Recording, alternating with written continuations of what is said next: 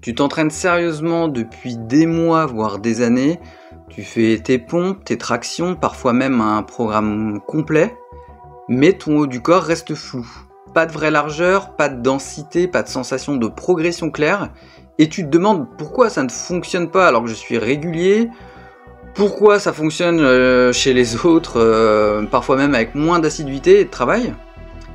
Et du coup, tu vas de nouveau changer de programme, te perdre dans des séances random ou des vidéos contradictoires. Alors que ce n'est pas un problème de motivation ou de manque d'effort, le vrai souci c'est que les bons paramètres et les bons réglages ne sont pas en place.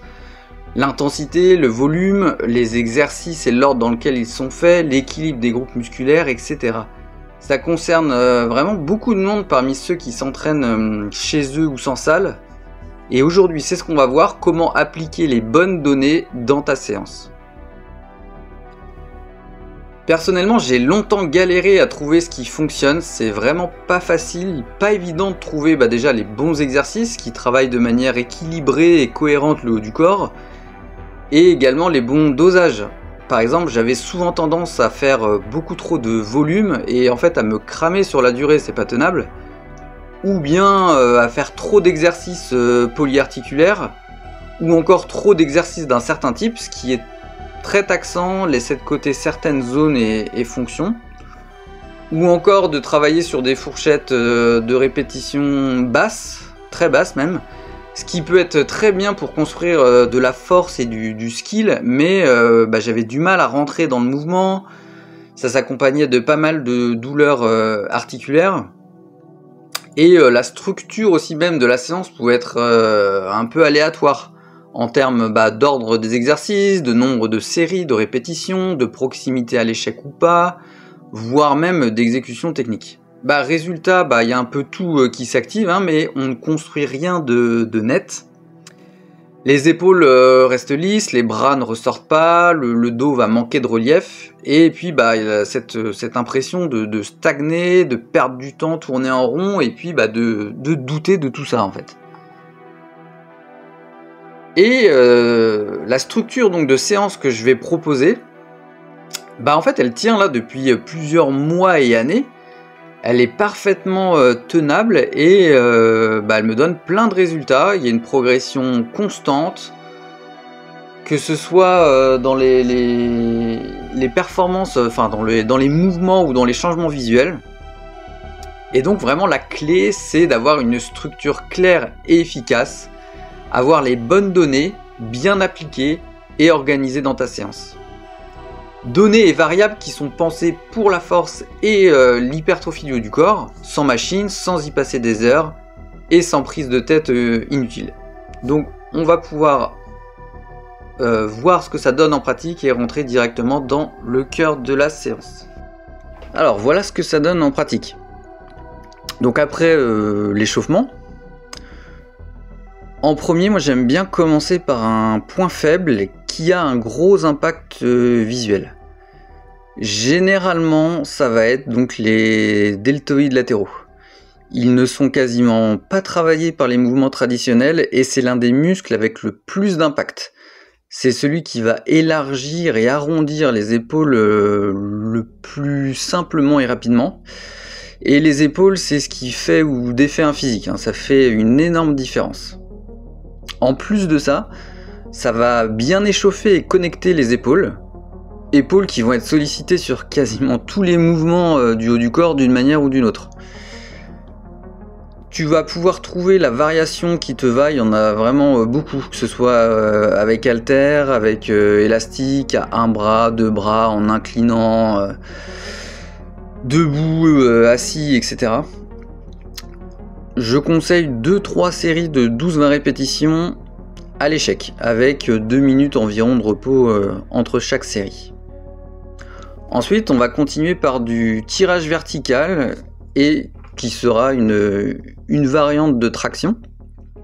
Pareil, trouvez une variation qui vous plaît, que vous sentez, que ce soit en pronation, supination, prise neutre, prise serrée ou large, etc.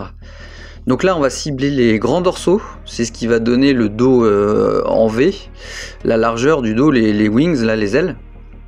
C'est de la force très fonctionnelle, c'est ce qui va améliorer la capacité à se hisser ou à grimper. 2 séries. La première, plus lourde, entre 8 et 10 répétitions, à l'échec ou presque à l'échec. Et la seconde, un peu plus légère, donc assistée si besoin avec vos pieds ou un élastique, entre 10 et 15 répétitions, à l'échec. Et puis entre 3 et 5 minutes de repos entre chaque série. Pourquoi à l'échec en fait à chaque fois sur tous les exercices on va être à l'échec ou très proche de l'échec? Parce que c'est un gros signal pour l'hypertrophie, pour construire du muscle, et c'est le stimuli nécessaire en fait si on veut des séances plus courtes, avec moins de volume. On peut faire du muscle sans aller à l'échec, mais il va falloir rajouter beaucoup plus de répétitions et de séries, et ça va rallonger énormément les séances. Et quasiment toutes les études en fait vont dans ce sens, hein. Plus on est à l'échec et plus il y a un signal hypertrophique fort. En troisième, on peut partir sur des dips. Donc là, c'est ce qui va construire en fait toute la ligne clavicule, pectoraux, triceps. Donc c'est vraiment essentiel pour un haut du corps qui est puissant et ça va améliorer tous les mouvements de poussée. Comme les tractions, 2 séries, la première plus lourde entre 8 et 10 répétitions, à l'échec ou presque, et la seconde un peu plus légère, pareil, assistée si besoin avec vos pieds ou un élastique, entre 10 et 15 répétitions. 3 et 5 minutes de repos entre chaque série. On continue avec du tirage horizontal. Donc là c'est pour équilibrer hein, en termes articulaires et musculaires. On a fait le vertical plus tôt. Et là on va cibler plus le milieu et le haut du dos plutôt que les grands dorsaux. Et ça va plus améliorer donc la densité, l'épaisseur et au niveau postural également. Pour le matériel on peut se servir d'anneaux ou de sangles de suspension ou bien d'haltères, et si aucun des deux, ça peut être avec un élastique. 2 séries de 12-20 répétitions, à l'échec ou presque comme d'habitude, et 3-5 minutes de repos entre chaque série. Donc vous remarquez que j'alterne en fait entre un mouvement de poussée, un mouvement de tirage. Ça permet en fait à l'un de récupérer pendant que l'autre travaille, et puis ça amène aussi un rythme à la séance. On continue avec un mouvement de poussée verticale. Donc pour développer la force verticale, ça va venir renforcer les épaules et la ceinture scapulaire, tout ce qui est autour des omoplates, les muscles stabilisateurs et primaires hein, de cette zone. On va faire ça avec les pompes piquées, les pike push-up ou des variations avec halter, hein, tout ce qui est développé épaules militaire. Comme d'habitude, moi je suis plus partisan du poids de corps puisque ça va amener plus de contrôle moteur, ça va travailler beaucoup plus à la maîtrise corporelle, et tout ça va amener de la densité dans le haut des épaules. En termes de répétition et séries, on va être sur pareil 2 séries, une première ah oui je l'ai pas dit pour le rowing horizontal, c'est la même chose. Première série 8-12 répétitions et la seconde plutôt 10-15 avec 3 minutes de repos entre chaque. Ensuite, pour en finir avec les mouvements polyarticulaires, c'est en option hein, puisqu'on a déjà quand même pas mal travaillé, on peut amener des pompes. Alors la variation pareil qui vous parle, ça peut être au sol, ça peut être avec des anneaux ou des sangles de suspension, vous pouvez les surélever pour amener plus d'amplitude, les lester avec une veste ou autre, ou faire une pseudo-planche, où vous basculez un peu vers l'avant et c'est un autre angle, enfin ça travaille les choses un peu différemment.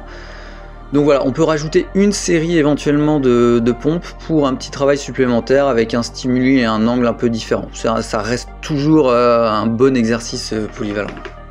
Avec une série donc de 10-20 répétitions à l'échec ou presque. Et ensuite, dernière partie du corps de la séance, ça va être de l'isolation ciblée. Parce que oui, même sans salle, sans machine et sans matériel sophistiqué, on peut isoler intelligemment. en amenant 1 ou 2 exercices spécifiques pour les triceps, les épaules, le haut du dos, les trapèzes et l'arrière d'épaule. C'est ça qui va donner en fait les détails esthétiques et qui vont équilibrer visuellement et entre guillemets fonctionnellement ce que les gros exercices polyarticulaires auront un petit peu négligé. Et ça prend 10 minutes ou un peu plus si c'est bien fait et bien agencé. Moi j'aime bien les faire en superset ou en circuit. Donc en gros j'enchaîne les exercices, une série de chaque exercice avec peu de temps de repos. Puisqu'on est sur des mouvements plus petits, donc moins fatigants, moins taxants sur le système, que ce soit nerveusement ou en termes de cardio, musculaire, etc. Et pour tous ces mouvements là qui suivent, ça va être 2 séries de 12-20 répétitions par mouvement, et donc pareil, à l'échec. Et là on peut vraiment aller à l'échec, voire même un peu au-delà, en faisant une petite pause par exemple quand on va à l'échec et y retourner après. Alors, au niveau de l'ordre, c'est vous qui voyez, hein, là il n'y a pas d'ordre spécifique. Pour les triceps, ça peut être contre le rebord de quelque chose de stable, donc une fenêtre, une table, des parpaings à la hauteur, enfin au niveau de la hauteur, c'est vous qui variez en fonction de la difficulté que vous amenez. Essayez de coller à la fourchette de répétition, donc j'ai dit donc 12-20 reps. Ou même avec un élastique où on reproduit le même mouvement que des extensions triceps, là, que des push-down avec poulie. Les triceps, c'est 2 tiers du bras, donc c'est vraiment important si on veut prendre des bras, qui est une des zones avec le plus d'impact visuel également, hein. C'est pour ça que les mecs en salle, ils cherchent beaucoup ça, même si un peu à tort, ils insistent plus sur les biceps, alors que les triceps, comme je disais, c'est 2 tiers hein, du bras.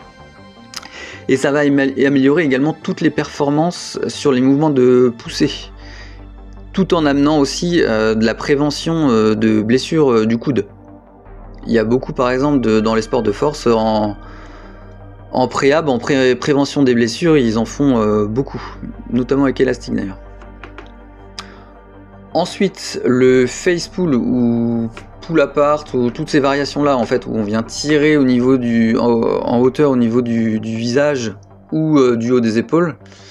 Ça peut être avec des sangles de suspension ou des anneaux ou un élastique. Et donc là, on vient plus travailler le haut du dos, l'arrière d'épaule. Ça va vraiment les bulletproof, quoi, les blindés. Donc très bien en termes de prévention de blessures, notamment la coiffe des rotateurs. Au niveau postural également. Et ça va venir détailler le haut du dos et l'arrière d'épaule. Pour les biceps, je conseille plutôt avec halter, mais bon, ça peut être également avec sangle, anneau ou élastique. Toujours dans l'optique de travailler les bras, et ça va également aider et transférer à toute la force de tirage et de grippe, de poigne.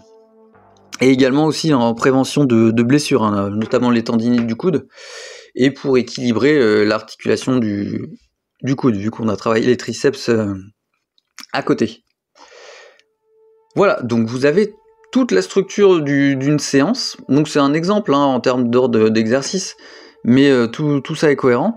Et pour progresser, en fait, une fois que vous arrivez en haut de la fourchette de répétition de chaque mouvement, vous progressez soit en augmentant la charge d'1 ou 2 kg ou plus, hein, ou alors vous rendez le mouvement plus exigeant. Par exemple, vous passez de dips assistés avec élastique à des dips au poids de corps libre, ou vous reculez un petit peu les pieds sur des extensions triceps à la sangle, etc. Et cela, enfin voilà, vous avez une progression ad infinitum, quoi. Enfin jusqu'à ce que vous souleviez des tonnes. Bon, les fourchettes de répétition, il y en a d'autres hein, qui sont très intéressantes, mais celles-ci, je les trouve, on peut pas, c'est dur de se tromper avec en fait. Elles permettent de progresser à la fois en force et en prise de muscle. Elles sont super bien adaptées en fait à un entraînement à majorité au poids de corps à la maison. C'est un très bon équilibre entre suffisamment de tension mécanique, d'intensité et de volume. Voilà, donc vraiment dur de se tromper avec, et ça a fait, elles ont fait leur preuve en fait sur une multitude de programmes et de personnes. Voilà, donc tu n'as pas besoin d'un programme avec 50 exercices, juste 2 séances haut de corps par semaine, c'est ce que je conseille, où chaque zone et chaque fonction est stimulée sans être noyée et surchargée. C'est vraiment très équilibré. 2-3 gros exercices de poussée, 2-3 gros exercices de tirage, de l'isolation ciblée. En général, voilà, on est sur 2 séries intenses mais bien contrôlées. Et on peut progresser semaine après semaine, même entraînement après entraînement, si sur la charge, si on est lesté ou en poids, en haltère, ou sur la difficulté de la variation. Alors attention toujours à la qualité de l'exécution, ça change tout. Mais là, je vais pas voir ça sur cette vidéo, ce sera pour une prochaine éventuellement. Et si tu fais 2 séances haut du corps par semaine, ce que je conseille, hein, tu peux soit choisir une autre variation du même exercice. Donc par exemple, séance A, tu peux changer de prise par exemple pour les tractions. Séance A, tu vas être sur une traction supination prise serrée par exemple, et puis la séance B, sur une traction pronation prise un peu plus large. Tu peux également changer de type de matériel. Par exemple sur le tirage horizontal, tu peux, au lieu d'être sur des sangles de suspension comme sur la séance A, à la séance B, tu passes sur un haltère. Donc voilà, ça va amener un autre stimuli en termes de variété, de monotonie aussi, ça amène du renouveau. Tu peux également garder exactement les mêmes exercices, les mêmes variations, le même matériel, mais en changeant l'ordre. Pareil, ça va être moins monotone et tu vas travailler le même mouvement mais avec un degré de fatigue différent. C'est vraiment pas la même de travailler un mouvement en début ou en fin de séance. Et ensuite, tu laisses le reste au corps en fait faire de lui-même pour qu'il récupère, qu'il fabrique du tissu et qu'il se recompose, tout en lui donnant bien sûr les bonnes conditions, donc avec une alimentation suffisamment riche, saine et équilibrée, du sommeil, etc. Parce que oui, il va répondre à tout ça en fait. Si tu lui donnes tous les signaux et les stimuli pour, va y avoir une réponse, va y avoir un résultat. Donc pour conclure, ce n'est pas forcément que tu es à côté de la plaque, ou trop vieux, ou pas fait pour ça, ou que le poids de corps n'est pas efficace pour construire un corps fort et esthétique, c'est juste que tu n'avais pas forcément la bonne méthodologie, la bonne recette, les bons principes. Ceux qui respectent justement les principes du corps, tout en étant compatible avec ton temps et ton matériel. Voilà, j'espère que tout ça va aider, et si ça te parle, n'hésite pas à t'abonner, ça m'aide, ça me motive et ça montre que en fait ce genre de choses peut aider et servir. Et dis-moi aussi en commentaire sur quelles choses tu bloques ou si tu as des questions sur ce qu'on vient d'aborder ou autre. Voilà, à bientôt. Salut!